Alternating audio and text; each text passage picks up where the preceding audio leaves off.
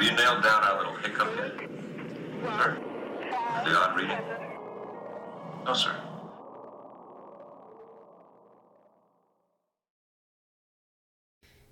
A Tale of the Ragged Mountains by Edgar Allan Poe. During the fall of the year 1827, while residing near Charlottesville, Virginia, I casually made the acquaintance of Mr. Augustus Bedloe. This young gentleman was remarkable in every respect, and excited me in a profound interest and curiosity. I found it impossible to comprehend him, either in his moral or his physical relations. Of his family I could obtain no satisfactory account. Whence he came, I never ascertained. Even about his age, although I call him a young gentleman, there was something which perplexed me in no little degree. He certainly seemed young, and he made a point of speaking about his youth, yet there were moments when I should have had little trouble in imagining him 100 years of age. But in no regard was he more peculiar than his personal appearance. He was singularly tall and thin. He stooped much. His limbs were exceedingly long and emaciated. His forehead was broad and low. His complexion was absolutely bloodless. His mouth was large and flexible, and his teeth were more wildly uneven, although sound, than I had ever before seen in a human head. The expression of his smile, however, was by no means unpleasing, as might be supposed, but it had no variation whatsoever. It was one of profound melancholy, of a phaseless and unceasing gloom. His eyes were abnormally large and round like those of a cat. The pupils, too, upon any accession or diminution of light, underwent a contraction or dilation, just such as observed in the feline tribe. In most moments of excitement, the orbs grew bright to a degree almost inconceivable, seeming to emit luminous rays, not of a reflected, but of a intrinsic luster, as does a candle or the sun. Yet their ordinary condition was totally vapid, filmy, and dull, as if to convey the idea of the eyes of a long-interred corpse. These peculiarities of a person appeared to cause him much annoyance, and he was continually alluding to them in a sort of half-explanatory, half-apologetic strain, which, when I first heard it, impressed me painfully. I soon, however, grew accustomed to it, and my unease wore off. It seemed to be his design rather to insinuate than to directly assert that physically he had not always been what he was, that a long series of neurologic attacks had reduced him from a condition of more than usual personal beauty, and to which I saw. For many years past he had been attended to by a physician named Templeton, an old gentleman, perhaps 70 years of age, whom he first encountered at Saratoga, and from whose attention while there he either received or fancied that he received great benefit. The result was that Bedloe, who was wealthy, had made an arrangement with Dr. Templeton, by which the latter, in consideration of a liberal annual allowance, had consented to devote his time and his medical experience exclusively to the care of the invalid. Dr. Templeton had been a traveler in his younger days, and at Paris had become a convert, in great measure, to the doctrines of Mesmer. It was altogether by means of magnetic remedies that he had succeeded in alleviating the acute pains of his patients, and this success had very naturally inspired the latter with a certain degree of confidence in the opinions from which the remedies had been educed. The doctor, however, like all enthusiasts, had struggled hard to make it a thorough convert of his pupil, and finally so far gained his point as to induce the sufferer to submit to numerous experiments. By a frequent repetition of these, a result had arisen, which of late days had become so common as to attract little or no attention, by which, at the period of which I write, had very rarely been known in America. I mean to say that between Dr. Templeton and Bedloe there had grown up, little by little, a very distinct and strongly marked rapport, or magnetic relation. I am not prepared to assert, however, that this rapport extended beyond the limits of the simple sleep-producing powder, but this power itself had attained a great intensity. At the first attempt to educe the magnetic somnolency, the mesmerist entirely failed. In the fifth or sixth, he succeeded very partially, and after a long continued effort. Only at the 12th was their triumph complete. After this, the will of the patient succumbed rapidly to that of the physician, so that when I first became acquainted with the two, sleep was brought on about almost instantaneously by the mere volition of the operator, even when the invalid was unaware of his presence. It is only now, in the year 1845, when similar miracles are witnessed daily by thousands, that I dare to venture to record this apparent impossibility as a matter of serious fact. The temperature of Bedloe was in the highest degree sensitive, excitable, enthusiastic. His imagination was singularly vigorous and creative, and no doubt it delivered additional force from the habitual use of the morphine, which he swallowed in great quantity, and without which he would have found it impossible to exist. It was his practice to take very large dose of it immediately after breakfast each morning, or rather immediately after a cup of strong coffee, for he ate nothing in the forenoon, and then set forth alone, or attended only by a dog, upon a long ramble among the chain of wild and dreary hills that lie westward and southward of Charlottesville, and are dignified by the title of the Ragged Mountains. Upon a dim, warm, misty day, towards the close of November, and during a strange interim of the seasons in which America is termed the Indian summer, Mr. Bedloe departed as usual for the hills. The day passed, and still he did not return.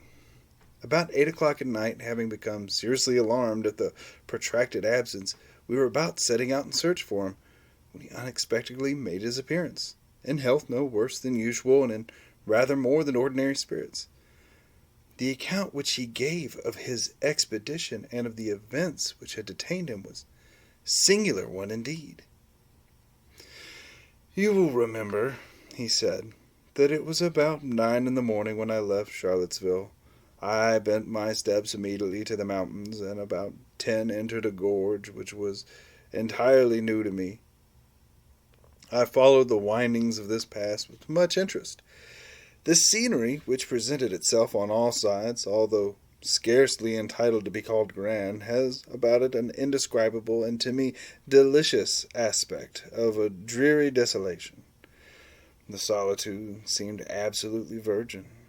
I could not help believing that the green sods and the gray rocks upon which I trod had been trodden never before by the foot of a human being, so entirely secluded and in fact inaccessible except through a series of accidents as the entrance of this ravine, that by no means impossible that I was indeed the first adventurer, the very first and sole adventurer, who had ever penetrated its recesses. The thick and peculiar mist or smoke which distinguishes the Indian summer, and which now hung heavily over all the objects, served no doubt to deepen the vague impression which these objects created. So dense was the pleasant fog that I could at no time see more than a dozen yards of the path in front of me. The path was excessively sinuous, and the sun could not be seen.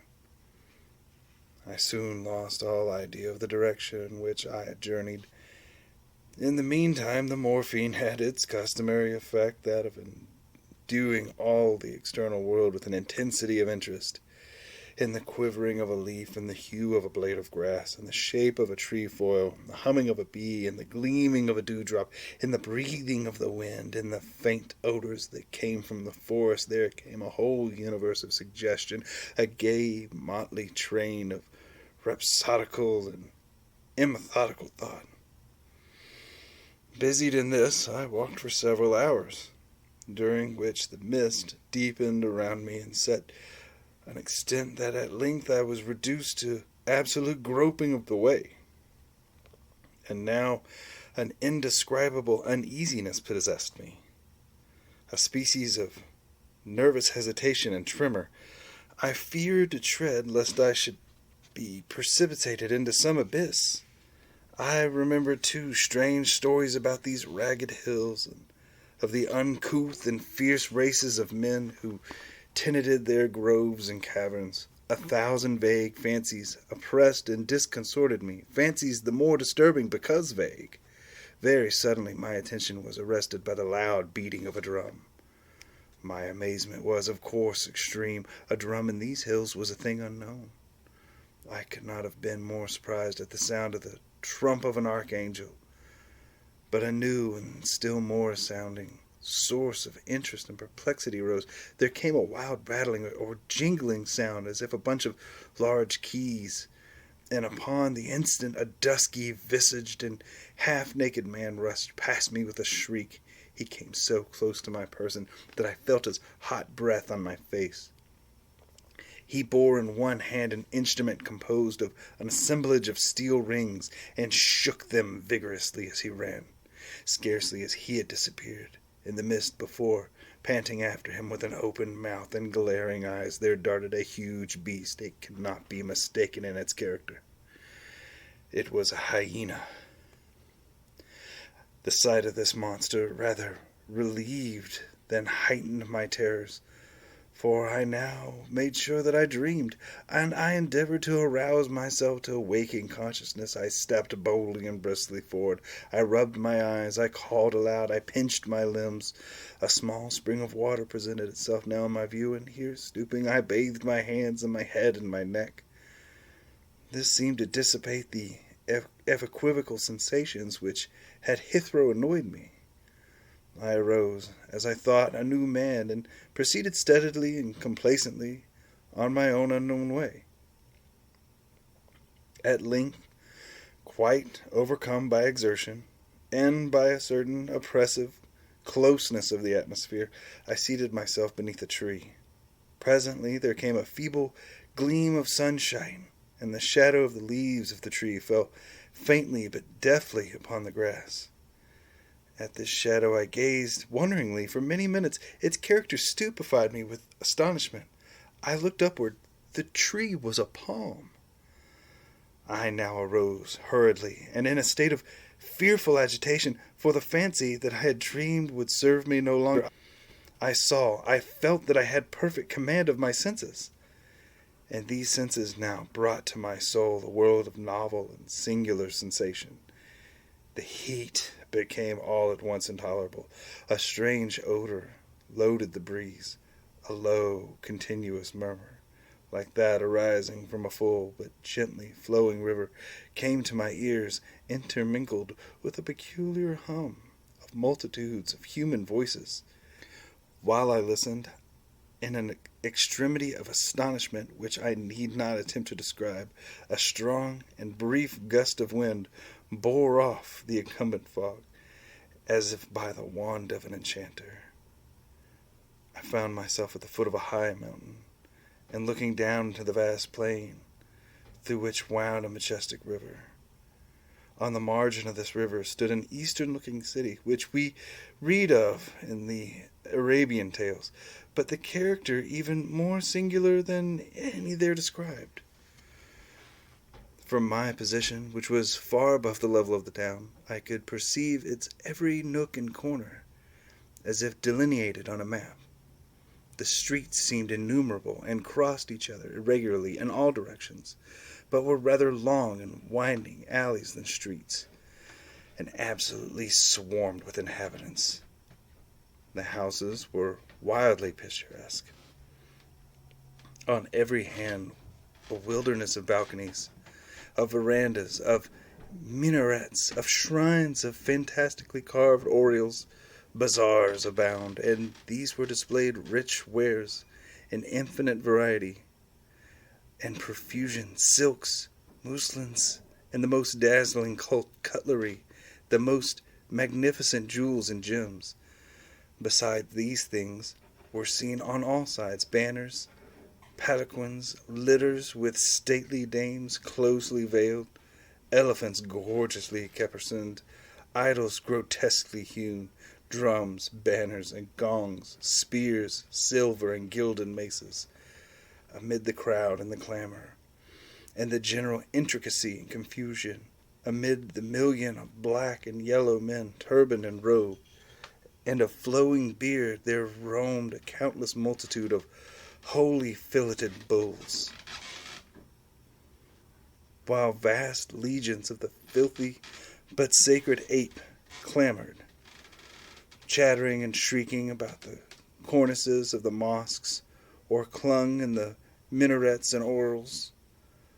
From the swarming streets to the banks of the river there descended an innumerable flights of steps leading to bathing places, where the river itself seemed to forge a passage with difficulty through the vast fleets of deeply burthened ships that far and wide encountered its surfaces.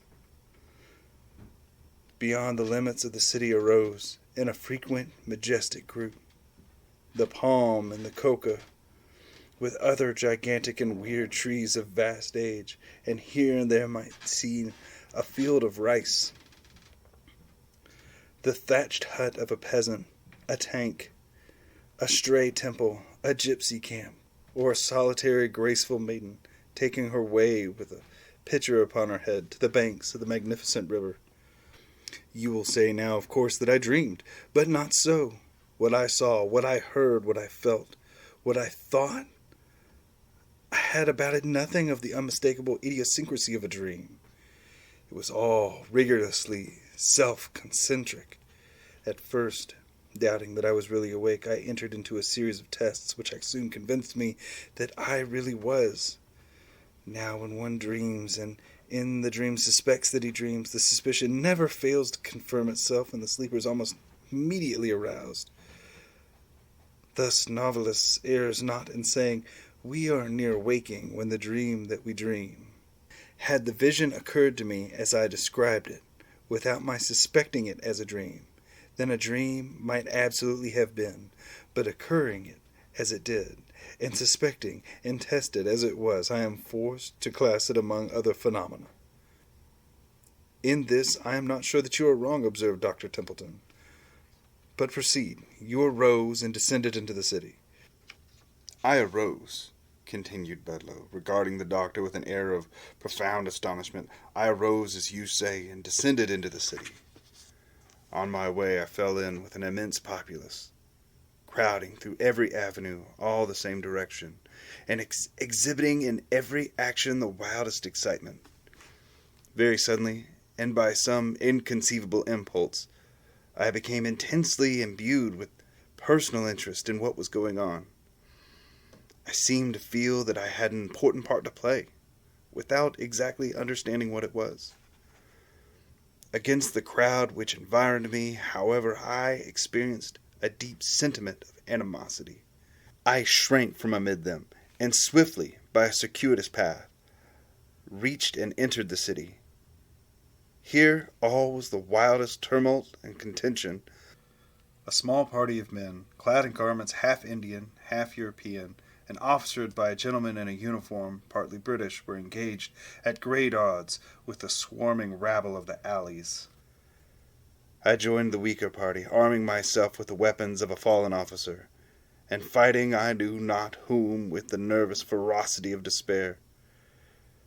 We were soon overpowered by numbers, and driven to seek refuge in a species of kiosk. Here we barricaded ourselves, and for the present were secure. From a loophole near the summit of the kiosk, I perceived a vast crowd in furious agitation, surrounding and assaulting a gay palace that overhung the river. Presently, from the upper window of this place, there descended an effeminate-looking person, by means of a string made of turbans of the attendants. A boat was at hand, in which he escaped to the opposite bank of the river. And now a new object took possession of my soul. I spoke a few hurried but energetic words to my companions, and, having succeeded in gaining over a few of them to my purpose, made a frantic sally from the kiosk. We rushed amid crowds and surrounded it. They retreated at first before us. They rallied, fought madly, and retreated again.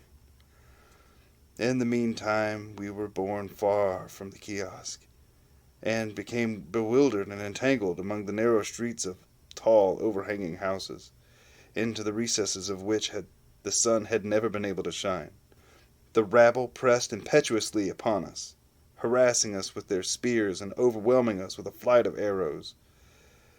These latter were very remarkable, and resembled in some respects the writhing creests of the Malay. They were made to imitate the body of a creeping serpent, and were long and black, with a poisoned barb. One of them struck me upon the right temple. I reeled and fell. And an instantaneous and dreadful sickness seized me. I struggled, I gasped. I died. "You will hardly persist now," I said, smiling, "that the whole of your adventure was not a dream. You are not prepared to maintain that you are dead." When I said these words, I, of course, expected some lively sally from Bedloe in reply, but, to my astonishment, he hesitated, trembled, became fearfully pallid, and remained silent. I looked toward Templeton. He sat erect and rigid in his chair. His teeth chattered, and his eyes were staring from their sockets. "Proceed," he said at length, hoarsely, to Bedloe.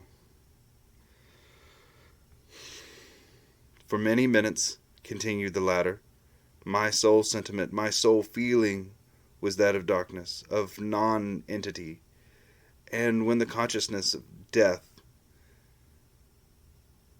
at length there seemed to pass a violent and sudden shock through my soul, as if of electricity. With it came the sense of elasticity and of light. This latter I felt, not saw.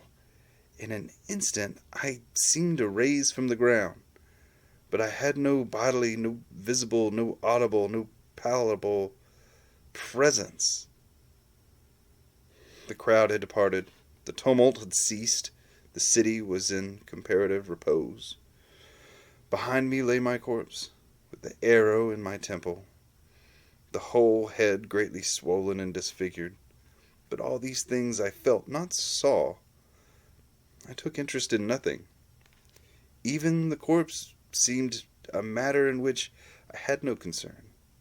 Volition I had none, but appeared to be impelled into motion, and flitted buoyantly out of the city, retracing the circuitous path by which I had entered it. When I had attained the point of the ravine in the mountains at which I had encountered the hyena, I again experienced a shock of galvanic battery. The sense of weight, of volition, of substance returned. I became my original self, and bent my steps eagerly homewards. But the past had not lost the vividness of the real, and now, even for an instant, I can compel my understanding to regard it as a dream. "Nor was it," said Templeton, with an air of deep solemnity. "Yet it would be difficult to say how otherwise it should be termed. Let us suppose only that the soul of a man of today is upon the verge of some stupendous psychical discoveries. Let us content ourselves with this supposition. For the rest, I have some explanation to make. Here is a watercolor drawing, which I should have shown you before, but which an unaccountable sentiment of horror has hitherto prevented me from showing." We looked at the picture which he presented. I saw nothing of it of an extraordinary character, but its effect upon Bedloe was prodigious. He nearly fainted as he gazed, and yet it was but a miniature portrait, a miraculously accurate one, to be sure, and of his own very remarkable features. At least this was my thought as I regarded it. "You will perceive," said Templeton, "the date of this picture. It is here, scarcely visible, in the corner, 1780. In this year was the portrait taken. It is the likeness of a dead friend, a Mr. Oldeb, to whom I became much attached at Calcutta, during the administration of the warring Hastings. I was then only 20 years old when I first saw you, Mr. Bedloe. At Saratoga, it was the miraculous similarity which existed between yourself and the painting which induced me to accost you, to seek your friendship, and to bring about those arrangements which resulted in my becoming your constant companion. In accomplishing this point, I was urged partly, and perhaps principally, by a regretful memory of the deceased, but also in part by an uneasy, not altogether horrorless curiosity respecting yourself. In your detail of the vision which presented itself to you amid the hills, you have described with minutest accuracy the Indian city of Benares upon the Holy River.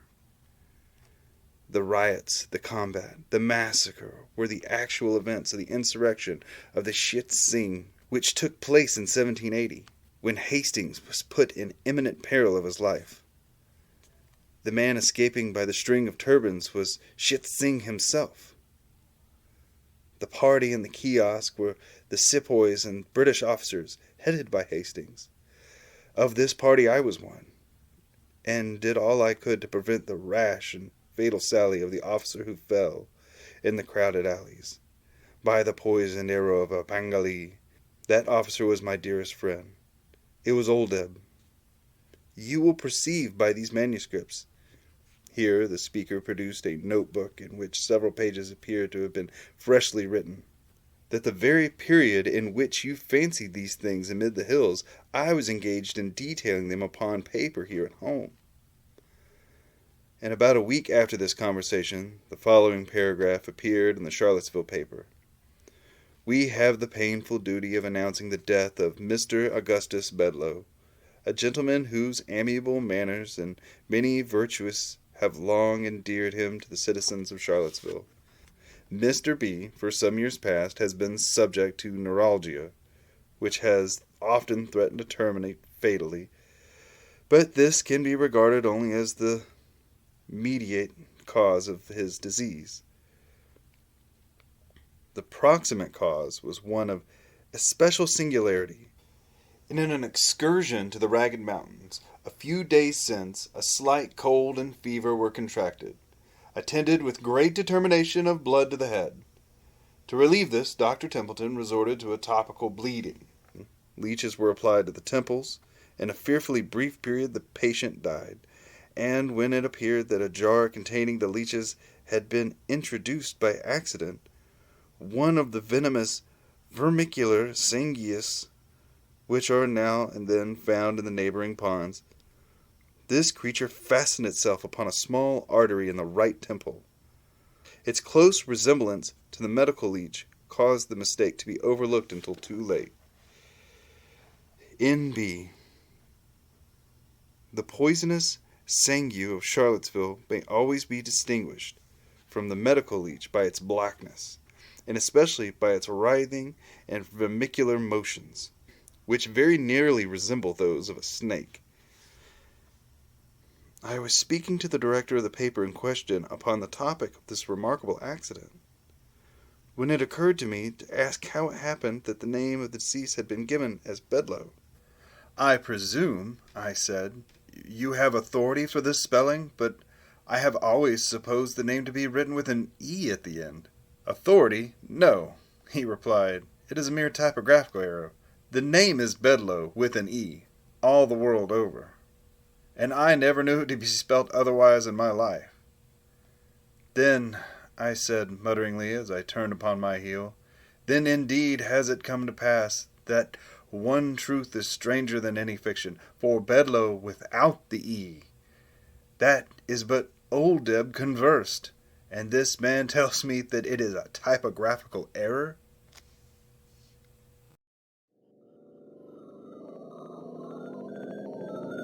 I'm not sure. The ratings are quite interesting.